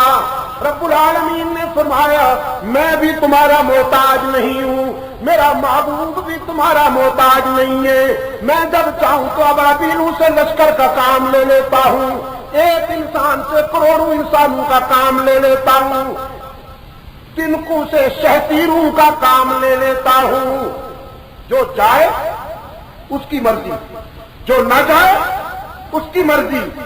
دل کے بیمار رک گئے تھے لیکن 3 مخلص مسلمان بھی نہ جا سکے، مرارہ بن ربیع، ہلال ابن امیہ، کعب بن مالک رضی اللہ تعالی عنہم، یہ بدر کے مجاہد۔ اللہ کے رسول صلی اللہ علیہ وسلم تبوک کے محاذ پر تشریف لے گئے، کسی قابل ذکر مزاحمت کے بغیر فتح حاصل ہو گئی، رحمت عالم واپس تشریف لائے، مسجد نبوی کے صحن میں عدالت بپا ہوا۔ جو نہیں گئے تھے اس مہم میں وہ جواب دے، دل کے بیماروں نے، منافقین نے تعویلیں کی، اللہ کے رسول بیوی کی طبیعت ٹھیک نہیں تھی، بچے بیمار تھے، سر میں تکلیف تھی، کچھ یہ تھا وہ۔ کعب بن مالک فرماتے میں سن رہا تھا ان کی باتیں کہ یہ سب آرٹیفیشل سٹوریز ہیں، جھوٹ بول رہے ہیں۔ رحمت عالم صلی اللہ علیہ وسلم سن رہے ہیں اور چپ۔ اب باری آئی کعب بن مالک کی، رسول کی نگاہیں اٹھیں، کعب تم کیوں نہیں آئے؟ فرمایا میرے نفس نے کہا تم بھی کوئی سٹوری گھڑ لو، کتابت تو تمہارے گھر کی لونڈی ہے، ڈائلاگ اور جملے پرا باندھے کھڑے ہیں، تم بھی کوئی کہانی گھر کے پیش کر دو۔ لیکن ٹھیک ٹائم پر میرے ضمیر نے رہنمائی کی، یہ غلطی بالکل نہ کرنا، کس کے سامنے جھوٹ بولو گے؟ یہ تو محبت وہی ہے سینہ، تم جھوٹ بولو گے تو وہی تیرے جھوٹ کا پردہ چاک کر دے گی، سچ کہہ دو اور اپنے آپ کو ہر سزا کے لیے پیش کر دو۔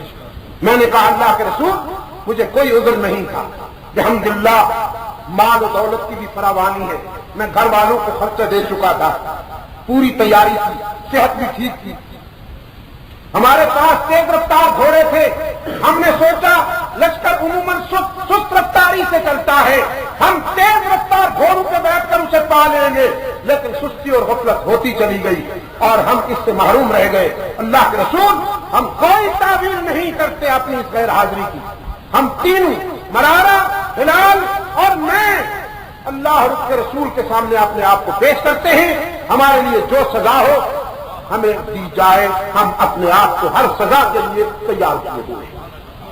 رحمت عالم نے فرمایا اما ھذا فقد صدق، شاباش کعب تو نے سچ کہا، فقوموا حتی یقضی اللہ فیکم، اب اٹھو اور انتظار کرو کہ اللہ تمہارے بارے میں کیا فیصلہ کرتے ہیں۔ یاد رکھنا محلے کے عام بچے اگر غلطی کر رہے ہوں تو ہو سکتا ہے کہ آپ اگنور کر دیں، نظر انداز کر دیں، لیکن اپنا بیٹا غلطی کرے گا تو آپ ضرور اس کو سزا دیں۔ سزا میں بھی شفقت ہوا کرتی ہے، سزا میں بھی پیار کا پہلو ہوا کرتا ہے، دشمن جو چاہے کرتا پھرے لیکن دوست سے کیوں غلطی ہونے پائے؟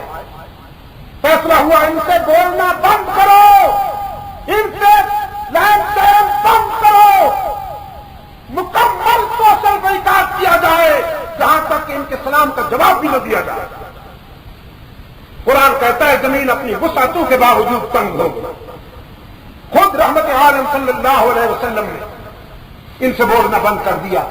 کعب بن مالک فرماتے ہیں وہ لمحہ قیامت کا ہوتا کہ جب میں اللہ کے رسول کی خدمت میں حاضر ہو کر سلام عرض کرتا اور رحمت عالم میرے سلام کا جواب نہیں دیتے تھے۔ فرماتے کبھی کبھی جی چاہتا کہ پہاڑ کی بلندی پہ چڑھ جاؤں اور وہاں سے چھلانگ لگا کر اپنے آپ کو ختم کر دوں۔ جانتے ہو مجھے کس ادا نے زندہ رہنے کا سہارا دیا؟ حضرت کعب فرماتے ہیں اللہ کے رسول کی ایک ادا تھی جس نے مجھے زندگی کا حوصلہ دیا، اور وہ یہ ادا تھی کہ نماز میں جب میں نماز میں مصروف ہوتا تھا تو حضور کبھی کبھی میری طرف جو دیکھ لیا کرتے تھے۔ کہتے حضور کا یہ دیکھنا میری زندگی کا حوصلہ بن گیا، ورنہ میں نجیس، ورنہ میں اپنے آپ کو مار ڈالتا، میں یہ صدمہ نہ برداشت کر سکتا اگر اللہ کے رسول صلی اللہ علیہ وسلم کی یہ نگاہ کرم میری طرف نہ اٹھتا۔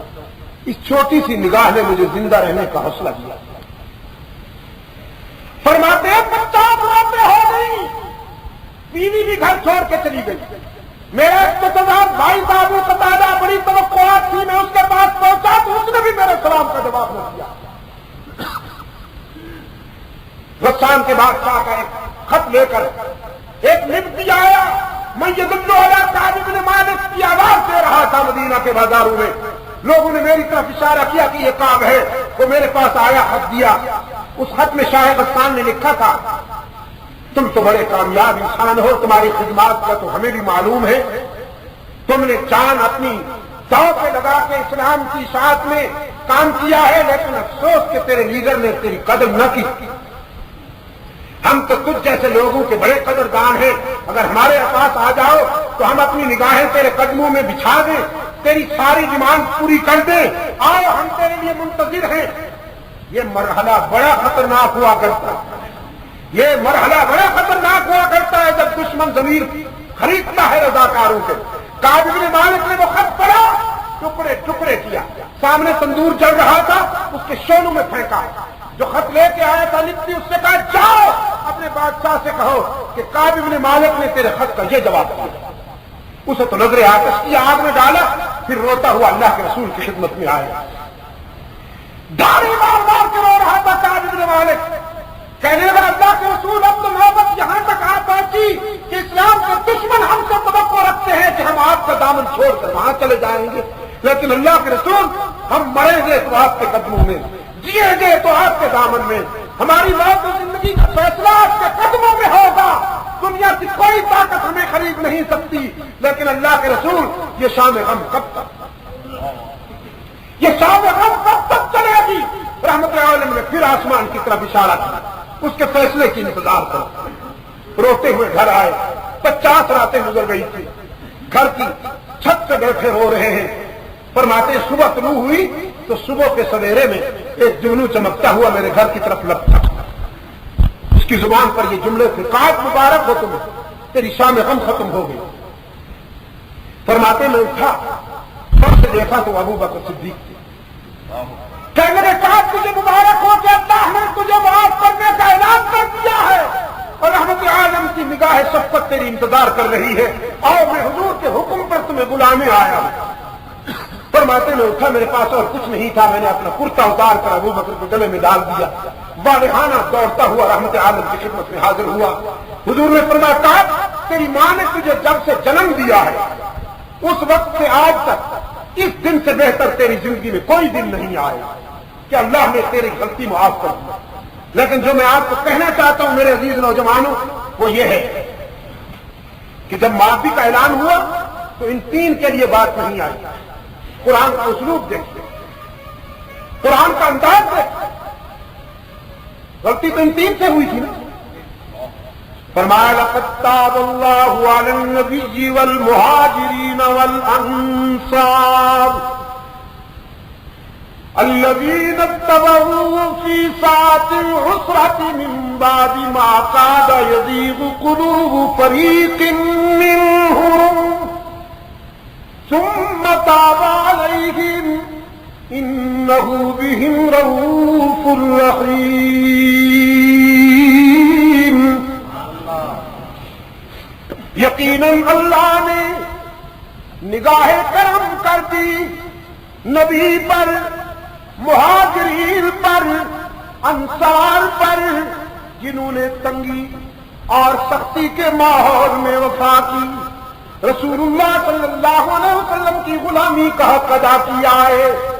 اللہ نے انصار پر، مہاجرین پر اور نبی پر نگاہ کرم کی. وعلى الثلاثة الذين خلفوا، اور ان 3 پر بھی جو پیچھے رہ گئے تھے غزوہ تبوک پر جانے سے، جن سے سہر ہوا. تو ان 3 کی بات بعد میں آئی. پہلے اللہ نے نبی کا تذکرہ کیا، پھر مہاجرین کا تذکرہ کیا، پھر انصار کا تذکرہ کیا. حالانکہ غم تو ان 3 کا تھا، دکھ تو ان 3 کا. تو قرآن کریم کے اس انداز نے ہمیں بتایا کہ وہ تین اتنے مغموم نہیں تھے جتنا ان کا استاد اس غم میں مبتلا تھا. وہ تین اتنے افسردہ نہیں تھے جتنے مہاجرین و انصار ان کے اس غم میں افسردہ تھے. اللہ نے جب معافی کا اعلان کیا تو پہلے اپنے نبی کے آنسو پوچھے، پھر مہاجرین کے آنسو پوچھے، پھر انصار کے آنسو پوچھے، پھر ان تینوں کے آنسو پوچھے، جس سے یہ حقیقت واضح ہو گئی کہ اسلامک سوسائٹی میں، مسلمانوں کی برادری میں ایک کا غم سب کا غم ہوتا ہے. ایک کا دکھ سب کا دکھ ہوتا ہے کہ جسد واحد. مسلمان چاہے فلسطین میں بے قرار ہو، مسلمان چاہے کابل میں بے قرار ہو، مسلمان چاہے دہلی کی جامع مسجد میں رو رہا ہو، یا مسلمان آزاد کشمیر میں یا سری نگر میں رو رہا ہو، مسلمان جہاں کہیں بے قرار ہو، اس کے دکھ اور اس کے غم کو پوری اسلامی برادری محسوس کرے. ایک یہ بات، اور دوسری ڈسپلن کی بات کہ اللہ کے رسول نے جب اشارہ کیا، اللہ کے رسول نے جب حکم دیا کہ ان سے بولنا نہیں، تو پھر چوری چھپے بھی کسی نے ان سے بات نہیں. بچوں، بیویوں، بھائیوں، چچا زاد بھائیوں اور رشتہ داروں تک نے ڈسپلن کا مظاہرہ کیا، جس سے اندازہ ہوتا ہے کہ اسلام جتنا نظم و ضبط کا سبق دیتا ہے، اسلام نے جو ڈسپلن کا تصور دیا ہے، دنیا کا اور کوئی تصور وہ ڈسپلن اور وہ نظم و ضبط نہیں دیتا. دوسری بات، اور تیسرا سبق آپ کو یہ ملتا ہے کہ سب کچھ معاف ہو سکتا ہے لیکن جہاد میں کوتاہی معاف نہیں ہوتی. کعب بن مالک جیسا جلیل القدر صحابی، بدر کا مجاہد، جس کے لیے اللہ نے کہہ دیا کہ اعملوا ما شئتم انی قد غفرت لکم، اگر وہ بھی جہاد کے مرحلے پر ذرا کوتاہی کرے تو اس کو سزا ملتی ہے. آج ہم نے اسلام کو صرف منبر محراب تک محدود کر دیا، محراب تک محدود کر دیا. اسلام دیکھیے، منبر و محراب عبادات کے نظام میں ضروری ہیں. اللہ سب کو توفیق عطا فرمائے کہ آپ فرائض ادا کریں، لیکن اصل اسلام یہ ہے کہ آپ مظلوموں کا ساتھ دیں، ظالم کا ہاتھ روکیں، دکھی انسانوں کے کام آئیں. اللہ کے رسول کا ایک ارشاد کوٹ کرتا ہے، فرمایا وہ زاہد، وہ عابد جس نے ساری رات پیٹ بھر کے کھانا کھا کے عبادت کی، ایک ٹانگ پہ کھڑے ہو کر اللہ کا ذکر کیا، اس کو یاد کیا، وجارہ جائع فی جنبہ، اور اس کے پڑوس میں ایک انسان بھوکا رہا، وجارہ وہ مسلم نہ، وجارہ جائع فی جنبہ، اور ایک انسان، ایک اس کا پڑوسی بھوکا رات بھر بلکتا رہا، اور یہ زاہد و صوفی پیٹ بھر کے کھانا کھا کے عبادت کرتا رہا. اللہ کے رسول نے فرمایا اس کے ساری رات کی عبادت اس کے منہ پہ مار دی جائے گی، اس کا ایک بھی سجدہ قبول نہیں. اے کاش کہ ساری رات ذکر و فکر میں اور عبادت میں کھڑے رہنے کے بجائے جو اس نے اپنے معدے میں ٹھوسا ہے مٹیریل، وہ کھانا کچھ خود کھاتا، کچھ اللہ کے اس بندے کو کھلا دیتا، اور پھر صرف فرض ادا کر کے سو جاتا. اس کے سونے کا جتنا اجر مل سکتا تھا اتنا ساری رات کی عبادت کا اجر نہیں ہوتا. آج تقسیم کے وقت عیسائیوں کی تعداد مغربی پاکستان میں 15,000 کے قریب تھی. آج وہ مغربی پاکستان جو کل پاکستان ہے، عیسائیوں کی تعداد 15 لاکھ کے قریب ہو گئی. کیوں؟ ان سے نفرت کی ہے آپ نے، معاف کر. گلی کوچوں میں صفائی کرنے والوں کو آپ نے انسان نہیں سمجھا، ان سے ہاتھ ملانا گوارا نہیں کرتے ہو، ان کو اپنے بستر پر نہیں بیٹھنے دیتے ہو. عجیب بات ہے. میں آپ سے پوچھتا ہوں، جو گندگی پھیلائیں وہ آنریبل، اور جو گندگی صاف کرے وہ نیچ. خدا کے لیے مجھے بتائیے اور اپنے ضمیر سے پوچھ کر مجھے جواب دیجیے. گندگی پھیلانے والے معاشرے کے معزز لوگ 2-2 کلو گندگی پھیلاتے ہیں، اور جو صاف کرتے ہیں وہ نیچ اور گندے، وہ بھی انسان ہے۔ میں دعوت سے کہتا ہوں، کلام کرتا ہوں، اگر آپ ان لوگوں کے ساتھ محبت کرنے لگے اور ان کو انسانی اخلاق کا حقدار سمجھے تو یہ عیسائیت کی گود میں جانے کے بجائے رحمت اللہ علیہ کی غلامی میں آ جائے۔ شاہ صاحب رحمت اللہ علیہ کا ایک واقعہ میں بیان کیا کرتا ہوں۔ جلندھر میں کانفرنس میں تشریف لے گئے، مہمان خانے میں پہنچے، ایک آدمی ہاتھ میں جھاڑو لیے کھڑا تھا۔ شاہ صاحب رحمت اللہ علیہ نے پوچھا کیا نام ہے تمہارا؟ کہنے لگا پرتھی، ہندو۔ شاہ صاحب نے فرمایا پرتھی پانی لاؤ گے وضو کرنا ہے؟ اس نے کہا جی ابھی لاتا۔ وہ پانی تو لایا لیکن ہاتھ پر کپڑا لپیٹے ہوئے لوٹا پکڑ کے لایا۔ شاہ صاحب نے فرمایا یہ کپڑا کیوں لپیٹا ہوا ہے تم نے؟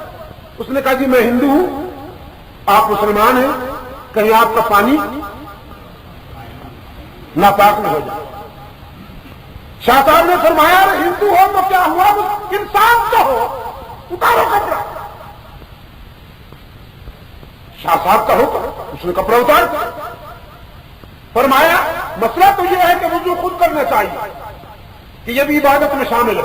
اگر کوئی شرعی عذر نہ ہو تو وضو خود کرنا چاہیے، لیکن آج اس میں مصلحت ہے تم پانی ڈالو میں وضو کروں گا۔ کہا تو یہ کہ تم برتن کو کپڑے کے بغیر نہیں اٹھانا چاہتے تھے کہ یہ ناپاک ہو جائے گا، لیکن تم میں اور ہم میں انسانی رشتہ تو ہے نا، تم پانی ڈالو میں وضو کروں گا۔ اس نے کہا جی ایسے آپ کا حکم۔ اس نے پانی ڈالا، شاہ صاحب نے وضو کیا، 2 رکعت قصر نماز ادا کی، اتنے میں کھانا آ گیا۔ داؤد غزنوی، احمد علی لاہوری، حفظ الرحمان سہاروی، شیخ حسام الدین جی، مفتی طفیل اللہ مرحوم، یہ سب بڑے صغیر کے علم و حکمت کے ماہتاب و آفتاب، مسلمانوں کے جلیل القدر قائدین موجود ہیں دسترخوان پر۔ شاہ صاحب نے کہا پرتی آؤ ہمارے ساتھ کھانا کھاؤ۔ وہ کافر آ نہیں رہا تھا، شاہ صاحب اٹھے اور اس کو پکڑ کے اپنے ساتھ بٹھایا تو میں کھانا کھا۔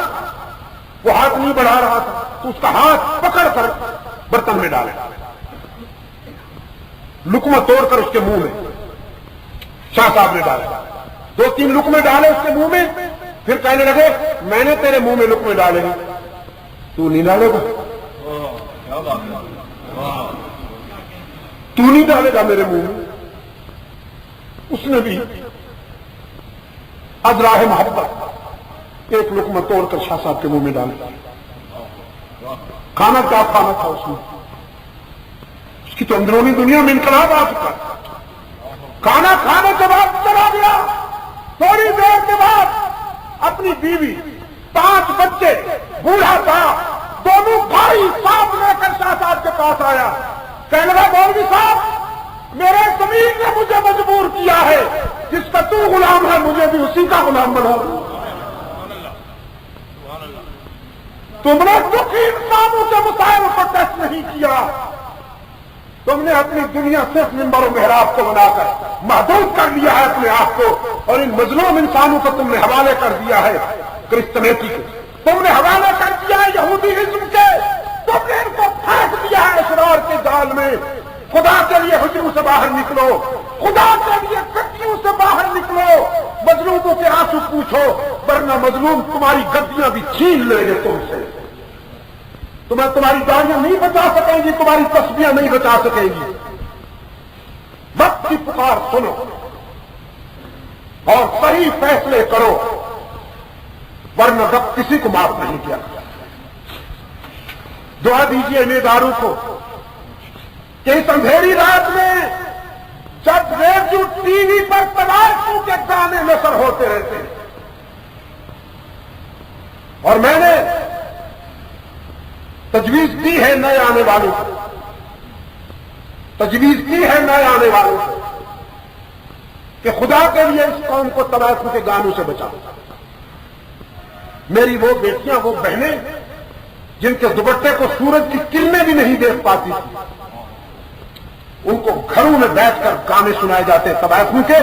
जिना में इतनी बेहयाई नहीं होती जितनी गानों के अल्फाज में बेहयाई के जरासीम। टीवी पर तबाकू को मेकअप करके 2-2 किलो पाउडर चिपटा कर उनकी चमड़ी पर उनको पेश किया जाता है। मेरा नौजवान तबाह हो गया। इस नौजवान इस काम से अखलाक का दीवानिया निकल चुका। लेकिन इस अंधेरी रात में कौमी ज़राए इब्लाग पर गिलाज़त के नशर होने के बावजूद और अखबारात डूब मरे जो तबाकू के जिस्म को छाप छाप कर रोटी खा रहे हैं, डूब मरे ये बेगैरत। इन्होंने भी उस बाजार की गंदी जिन्स को अपने अखबार के सफहात पर छाप कर पैसे कमाए। तवायफ सब कोठे में बैठती है, लोगों को अखलाक का सबक देती है या बदकिरदारी का सबक देती है। अगर उसी की तस्वीर छपकर अखबार में आ जाए तो वो अखबार लोगों को अखलाक सिखाएगा या बदकिरदार बनाएगा। अगर कोई मेरी आवाज पहुंचा सकता है सहाफियों तक, अपने हाजिर के कारोबारी अखबार नहीं सुनता तो उन तक ये आवाज पहुंचाइए। किसी की बेटी की तस्वीर देते हो अखबार पर, क्या तुम्हारे घर में बेटियां नहीं है? कभी अपनी बेटी की रंगीन तस्वीर भी छापो ना, कभी अपनी बहन की तस्वीर भी छापो ना अखबार के सफ़े पर। इस अंधेरी रात में इन इदारों ने काल अल्लाह और काल रसूल की शमा रोशन रखी। अल्लाह ही मेरा बात है, अल्लाह उसकी मदद फरमाए। मैं भी कह रहा था मौलाना कमाल से, पता है कि इस प्रोग्राम में हाजिर होने के लिए मुझे कितना वक्त देना पड़ा। कल आया हूं, आज बयान कर रहा हूं, कल रवाना होकर जाऊं, 4 दिन लगेंगे मेरे जी। और बड़ा करम किया कि जी जहाज पे आप आ रहे हैं। वो जहाज है कि परिंदा है? उड़ता कम है, कांपता ज्यादा है। अजीब, यानी रावलपिंडी से उड़ा, उधर रुक गया पिशावर की तरफ। मैंने पायलट से कहा किधर, हंस दिया। उसने कहा कि ये जहाज भी ऐसा है कि ये जिधर जाए बस जाने दीजिए। उत्तर बेल आ गया, फिर हैदराबाद से होता हुआ, फिर मरी आया, फिर जूं आया। जहां 10 मिनट लगने चाहिए वहां उसने 45 मिनट तबाह कर दिया।